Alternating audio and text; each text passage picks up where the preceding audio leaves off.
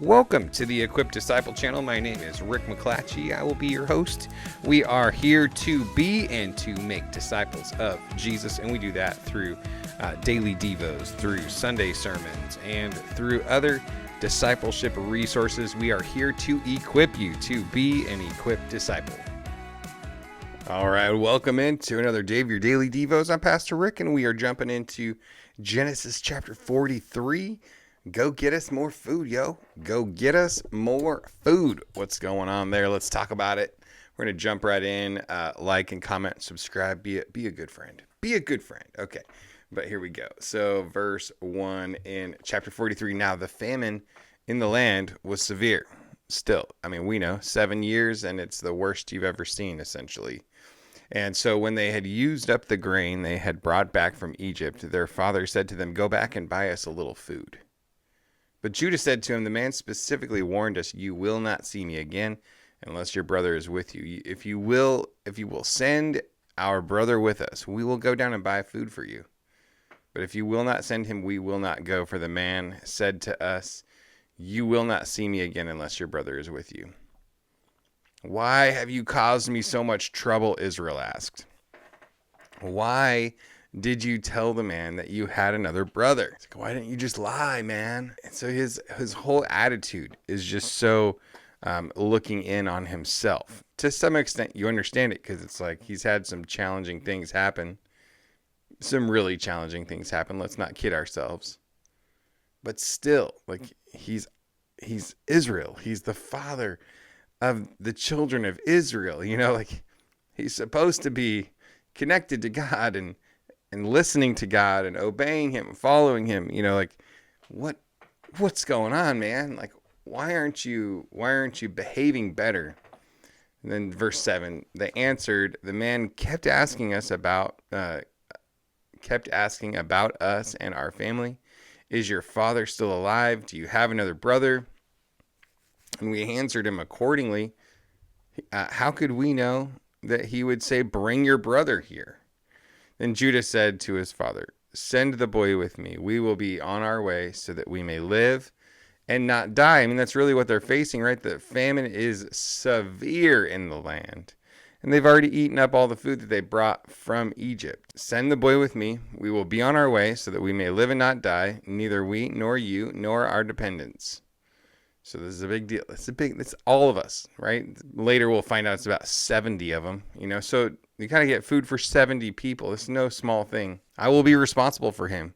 You can hold me personally accountable. If I don't bring him back to you and set him before you, I will be guilty before you forever. I still don't know exactly what that is supposed to do for Israel. You know, for Jacob, what does it mean, Judah? I appreciate, Judah, that you're saying that. I appreciate that you want to protect him.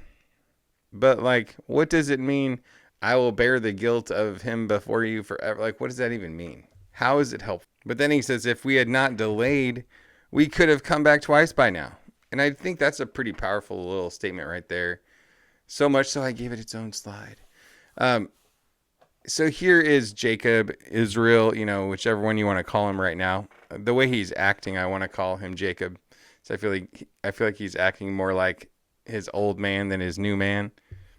And that'll preach right there, people. You know, it's like when we come to Christ, we put away the old man and we're, you know, kind of resurrected to new life, right? And so, great question to ask is which you are you acting like today? Are you acting like the old you, the old self that should be dead in trespasses and sins?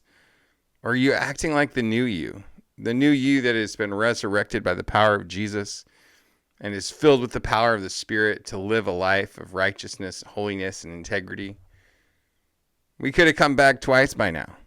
If you would just trust God, if you would just believe that we're going to go and we're going to take care of him, if you could just trust God with your future, we could have already, you know, we could have gotten more food and then we could have gotten more food again. Instead, here we are kind of starving. I mean, we ate all of our food. We're kind of on the last, you know, bit of our supplies. And so what are we doing here? You know, we could have gone and come back twice by now. So Jacob is so convinced the outcome is going to be so negative that he is producing a negative outcome because of his fear. He's producing a situation, he's leaning into an outcome that is far worse than the thing that he's afraid of. Have you ever thought about that? How so often the things that we fear drive us into situations that are worse than the thing that we feared to begin with. I don't know if I said that clearly enough, but fear causes us to lead ourselves into a direction that ends up being worse than the thing that we were afraid of at the beginning. All because we're leaning into our own understanding. We're not trusting in God. We're leaning on our own understanding. That is like the power of Proverbs 3, 5, and 6, right? Trust in the Lord with all of your heart and lean not on your own understanding. In all your ways, acknowledge him. He will direct your path. Then their father Israel said to them, if it must be so, then do this. Put some of the best products of the land in your packs and take them down to the man as a gift. A little balsam, a little honey, aromatic gum and resin, pistachios and almonds. So obviously they still had some stuff going on, right? Like they weren't completely out of food because he's like, hey, pack all this delicious stuff. I love me some pistachios. Take twice as much silver with you. Return the silver that was returned to you in the top of your bags. Perhaps it was a mistake. Take your brother also and go back at once to the man.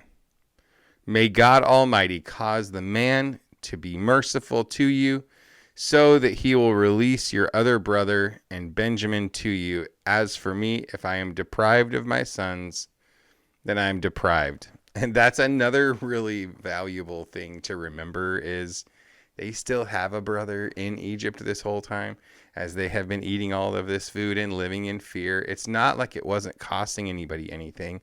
He is in a dungeon.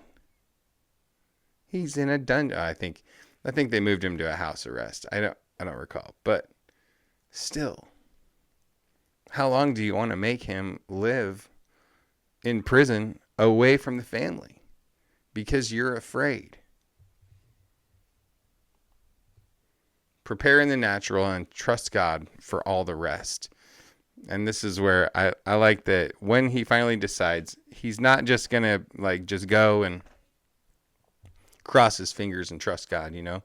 He's like, well, I want to be wise about this. We want to put ourselves in the best place to gain favor with this man. So let's take him some gifts and let's pay back the money that we got back that we weren't expecting to get back. Control what you can control and trust God for all the rest. Like, just because you're going to trust God with your future doesn't mean that you then abandon all of the things that you're responsible for. So make the right decisions, order your life in such a way that you're honoring God with all of your actions, not just blindly trusting God. Control what you can control. I don't know. The older I get in life, the more I realize that a majority of what I can control is how I respond to situations. Like, I can't usually affect situations that much. It's more so just controlling how my heart responds to the situation, the thoughts that I think about those situations, how much I trust God to do his thing that he's promised to do already. So prepare in the natural and trust God for all the rest. And I just thought that the point from yesterday's Devo was appropriate to repeat for today. Rehearse God's promises, remember his provisions, and trust his faithfulness in your future. Or if you wanted to go for another R word, you could use rely. Rely on his faithfulness in your future. Rehearse, remember, rely. Rehearse God's promises, remember his provisions, and rely on his faithfulness in your future. So with that, a big hearty God bless you. Have a great day. I will see you tomorrow.